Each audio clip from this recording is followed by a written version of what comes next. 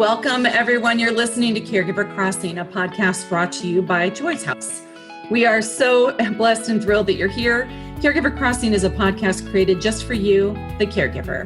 I am Tina McIntosh. I'm Terry Stacy, and we're here every week. How about that? We bring experts from around the country to you, and we're providing, hopefully, some comfort and resources and some joy to you, our caregivers. This podcast serves to really hug all of you, our family caregivers of today and our caregivers of tomorrow. So thank you for being here. Tina? Well, we today have the pleasure of talking with Ian Kremer. Ian is the Executive Director at Leaders Engaged on Alzheimer's Disease, also known as LEAD. If anybody is not familiar with aging related industry, we really like our acronyms, but LEAD is one of the best. They are a diverse, growing national coalition of more than 90 member organizations who are committed to overcoming Alzheimer's disease and dementia. In his role at LEAD, Ian is responsible for bringing together key stakeholders from the government, businesses, and civic sectors to increase attention to and awareness of Alzheimer's disease and related causes of dementia, care, treatment, prevention, and eventual cure. Welcome, Ian. Thanks for joining us this morning. Talk about the LEAD Coalition members. I know there are 90 of them. Talk about them and how they are really guiding your work. Well, and thank you for having me today, and thank you for your leadership in making sure that family caregivers have the support they need and understand that the respect that we all have for the journey they're on. Actually, our coalition continues to grow. We're up over 100 members and just added a couple more within the last couple of days. And it speaks to this movement that we are trying to build an environment in which all organizations and all individuals feel they have a home and a place in a movement, not just to deal with the here and now, the challenges that we all face immediately, but to try to build a better future. And so the organizations that come together in our coalition, both the 100 plus that are formal members and then another 100 or so that are informal allies, they haven't joined the coalition, but they work arm in arm with us. We're trying to begin that conversation and begin that change at a federal policy level. So we want to make sure that Congress and agencies like the National Institutes of Health and the Centers for Medicare and Medicaid Services and the Centers for Disease Control and even federal agencies like the VA are all working collaboratively, not all on separate agendas, but on a unified agenda to make the world a better place for people that are facing dementia today, for those who support those people living with dementia, and to make sure we have fewer people in the future that have to go down this path. I mean, Ian, that's, you say that and it sounds so beautiful the way you say it. That's a lot of work. I mean, it's a lot of people to try and, herd cats, I think is the saying. But, I think people don't really understand Alzheimer's and dementia until it happens in their life. And then there's a branding that they can't ever let go of. And there's a deep love and respect for people who are caregiving. What do you find? There's a stigma that exists with people living with Alzheimer's disease. And I know you recently tweeted something I think that really stuck with folks about you. I think you said this day and every day, remember the beauty in each person living with Alzheimer's disease and another form of dementia. Can you talk a little bit about what that stigma is? Sure. Well, I think in the movement, we've done a really remarkable and successful job raising awareness about Alzheimer's disease and other diseases that cause this set of symptoms that we kind of group together under the umbrella term of dementia. We haven't done a very good job, at least not an equally good job, educating the public, the general public, those, to your point, who have not lived this experience, about what dementia is and what it isn't. And even the distinction between the pathology, the disease, and the set of symptoms. So imagine if you went to your doctor and the doctor said, I diagnose you with bleeding. Your reaction would be incredulous. You'd look at the doc and you'd say, essentially, no duh, I know I'm bleeding. I'd like to know why. We have a situation in this country where a lot of people get diagnosed with dementia, which is a set of symptoms terrifying to people that haven't seen it up close, and frankly, terrifying to a lot of people that have seen it up close. Right. But very little education and awareness and understanding and genuine compassion building and support building around the underlying diseases. And I think if people understood better that we're talking about diseases, just like emphysema is a disease, diabetes is a disease, cancer is a disease, all big, scary things, but we can wrap our head around it and we can figure out how, as an individual or a family or a community, we want to address it in a proactive, affirmative, supportive, loving way, affirming way, because we think of those things as diseases, not simply as a set of symptoms. So if we only talked about the symptoms of diabetes and we never talked about the disease and the cause and the ways that you can modify your life to deal with the disease and its symptoms, well, I think we wouldn't have made the progress we've made against diabetes. Still an enormous problem, but one we're capable as a society of confronting and improving the quality of life of people who have diabetes and figuring out how to prevent diabetes or slow its progression, because we've had a much more sophisticated, mature conversation as a country about diabetes or cancer or emphysema. We still need that in the space of Alzheimer's disease and the other diseases that can lead to this set of symptoms we call dementia.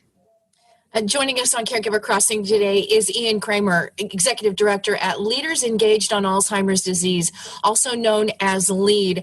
And Ian, because of this pandemic, we are learning how drugs come to market, how we get them. We're learning about the money involved, the quickness of it all, and finding this cure and finding a vaccine. And I've asked others that deal with things like Alzheimer's, Parkinson's, ALS, what does this do for you and your organizations and your missions in seeing all of this money thrown into this particular pandemic? And I just want to know what your thoughts are now, because I've had a mother-in-law with Alzheimer's who passed away earlier this year. And, watching how that progressed, and all we wanted was, we were thinking, we just need a cure. We just need to find something to slow this progression. Would all the money in the world help to find a cure, or could it be just someday there just may not be a cure? So a lot of really great questions packed in there, and I'll try to hit them briefly. Yes, we will find a cure. It will not be immediate, and it will not be thorough right out of the gate. So what I mean by that is that in every disease state where we have eventually gotten to the point where we can outright cure people who acquire the disease, and again, let's think of the example of cancer. We don't cure everyone who gets every type of cancer, but literally millions of people who would have been facing a death sentence, a guaranteed death sentence with a cancer diagnosis, even 10 years ago, now survive. Never mind 40 years ago when very few people were surviving. We've radically changed the landscape. We can and we will do that in Alzheimer's disease and these other diseases that cause dementia. But it's not going to be fast and it's not going to be complete out of the gate. So in every disease state where you eventually get a medication or a non-medication kind of therapy that can cure a disease, there's something called a first-in-class, the first drug or the first non-drug therapy that clears the Food and Drug Administration's review process and is judged to be safe and effective. Those are the two standards a drug needs to meet or a device needs to meet for FDA to approve it to be used. First-in-class never ends a disease, but it begins the journey toward ending the disease. So we are on the cusp, we hope, of the first disease-modifying drug for Alzheimer's disease. FDA is currently reviewing a drug from a biopharmaceutical company called Biogen. That review should be completed later this year or early next year, and we will get an answer from FDA as to whether FDA judges that Biogen drug to be safe and effective in halting the progression of Alzheimer's disease for people in a very early stage of the disease. It's not clear whether that drug will have the same effect of halting the progression of the disease for those who are in a more typical, kind of publicly understood stage of Alzheimer's, that more mid or late stage where the dementia is very severe. But for people that are very early in the course of the disease, we may have our first breakthrough as early as the beginning of the new year. Wow. It would be incredible for us to be alive and see that. So, Ian, I'm sorry we have to wrap up because there's so much more we could talk about, but please come back and visit us on Caregiver Crossing.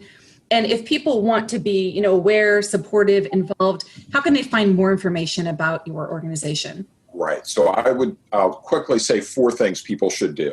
First thing, doesn't involve the LEAD Coalition. Skip us and call your member of Congress. And you can reach your member of Congress by calling 202-225-3121.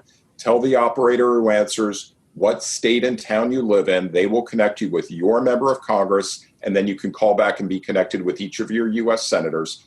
Tell all 3 of those elected officials, fund Alzheimer's research. That's the whole message. They'll know what to do from there.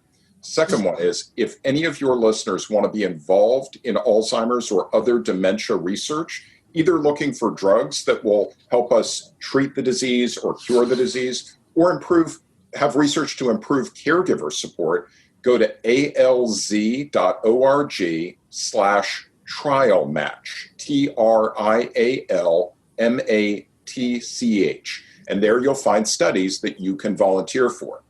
Third is, if you want to tell your story and help break stigma by sharing what this experience really is about, the good and the bad, go to www.usagainstalzheimers.org, and you can share your story and become an advocate.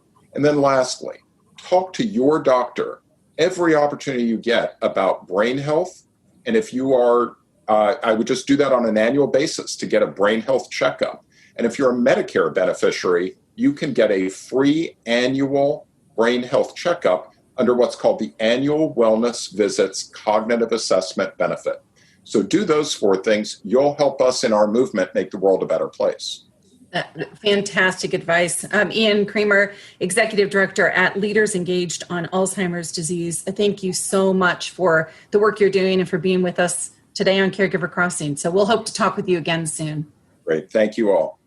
For the rest of you, we will be back next week with another Caregiver Crossing episode for you. So until then, take good care of each other, and we'll see you next week.